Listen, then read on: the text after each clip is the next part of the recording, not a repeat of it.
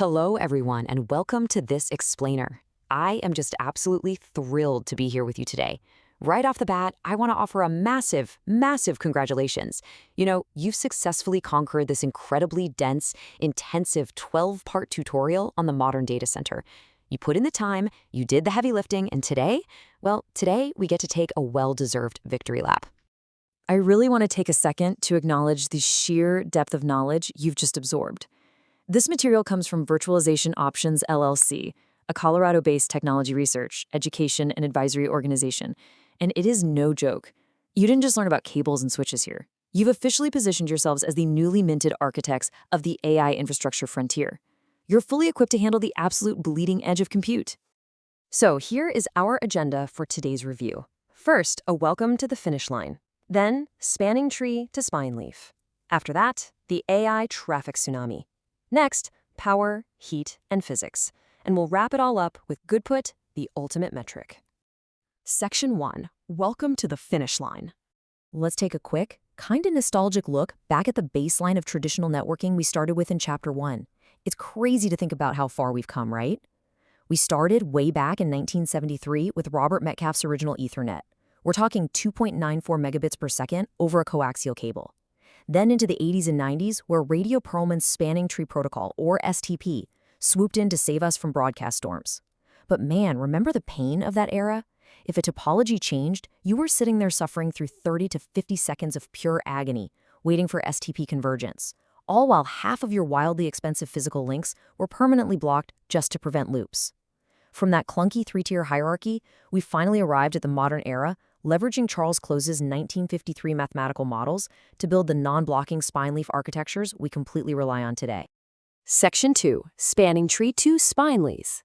This was the monumental architectural leap.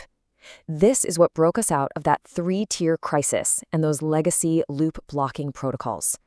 Just look at the stark contrast here between the old world and the AI world.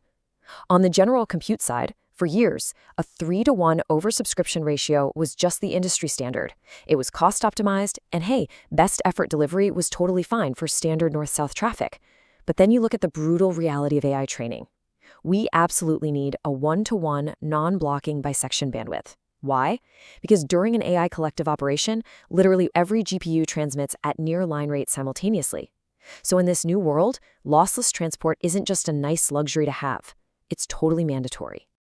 Section 3. The AI traffic tsunami. The deployment of massive, large language models was really the inciting incident for chapters 3 through 5. To understand exactly why AI completely breaks traditional networks, we've got to look at the heartbeat of distributed deep learning, which is the ring-all-reduce algorithm. It happens in these 4 highly technical steps. First, reduce scatter, where GPUs are sending gradient chunks around a logical ring. Second, partial accumulation, where each GPU builds its intermediate sums. Third, all gather, where those complete sums get redistributed. And finally, the final state, where every single GPU holds the identical full gradient. But here is the real kicker.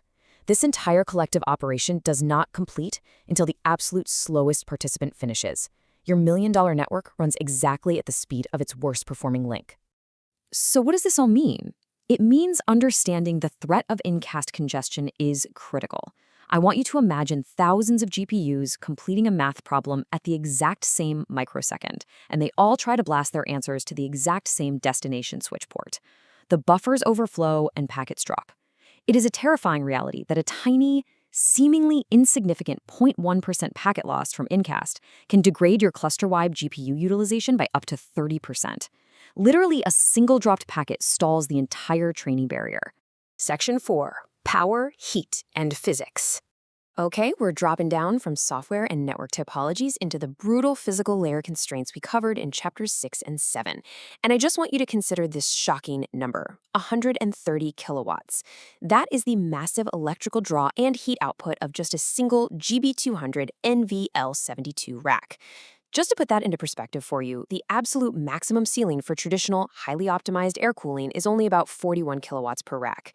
This single AI rack shatters that ceiling by more than 3 times.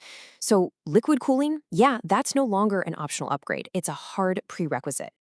And if we zoom out to the macro level, look at this staggering figure. 400 megawatts. That is the estimated total facility power required for a 100,000 GPU factory. That's essentially the equivalent of a small municipal power plant.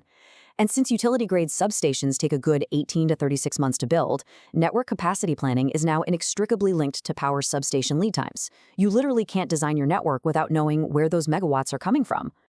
As you can see, the days of the facilities team, the electrical team, and the IT networking team working in their own isolated silos, those days are dead. This brilliantly illustrates the absolute necessity of what the tutorial calls the co-designed machine. Today, your network layout, your raised floor loading capacities, and your cooling distribution units, they all have to be engineered together from day one to prevent incredibly costly deployment disasters. And honestly, it brings a whole new reality and maybe a little cynical IT humor to the job. Network engineers now have to carefully route delicate high-density fiber cables around 1,300 kilogram racks full of liquid cooling plumbing. You gotta plug in your 400G or 800G optical transceivers without bumping a water manifold and completely ruining the thermal isolation of the entire row. It's just a whole new physical ballgame. Section 5. Good put, the ultimate metric.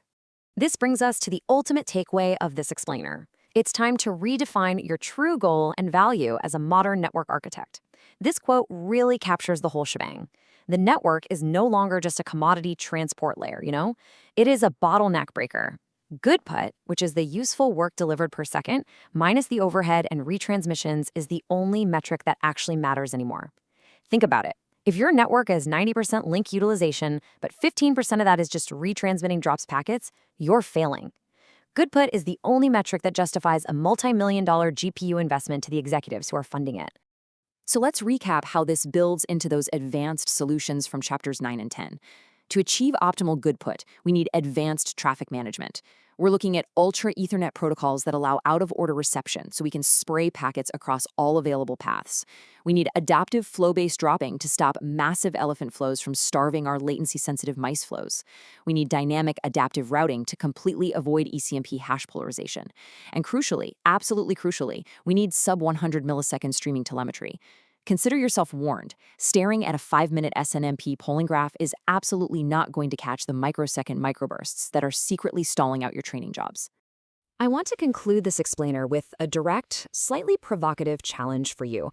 As you look ahead to the 2026 architectural inflection point, where 224G SerDes and co-packaged optics are converging, are your infrastructure decisions optimizing for old-school link utilization? Or are you actively designing for good put? Because you now have the knowledge from this massive tutorial to answer that question correctly. You've got the blueprint. Now go out there and build the AI future. Thank you so much for joining me on this explainer, and congratulations once again.